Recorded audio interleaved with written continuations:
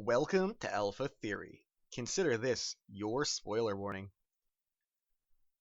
Do characters become cursed after beheading anyone? It is no secret that lots of characters die in Game of Thrones, but there's one demographic of characters besides extras that seem to always have bad things happen to them eventually. And those are characters that behead or have anyone beheaded. Let us look at some examples at when this seems to hold true. Ned Stark beheads the deserter from the Night's Watch in the first episode, a crime that is supposed to have a punishment of death. But we later find out the Night's Watch does not really seem to enforce it as long as the deserters return, which Ned is most likely aware of, having a brother in the Night's Watch he sees on occasion and living in the North. Then later, in episode 9 of the same season, Ned gets beheaded by Sir Ilan Payne from Joffrey's command, and by his own sword. Talk about insulting. Joffrey, as we just discussed, had Ned Stark beheaded in episode 9 of season 1 for challenging Joffrey's claim to the throne, despite almost everyone, including his mother, counseling restraint. Cersei can be heard screaming, "This is madness," in the background.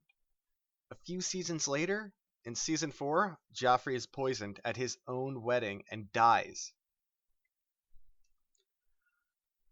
Robb Stark beheads Lord Karstark in season 3 for taking justice in his own hands and killing innocent Lannister children.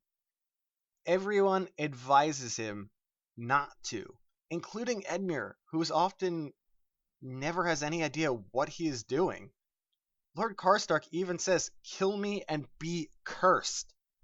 While we at first would assume it has to do with kinslaying, what if beheading curses people also? And that at the end of season 3, not only does Robb get killed at the Red Wedding, his mother, his wife, his unborn child, and most of his army is annihilated also.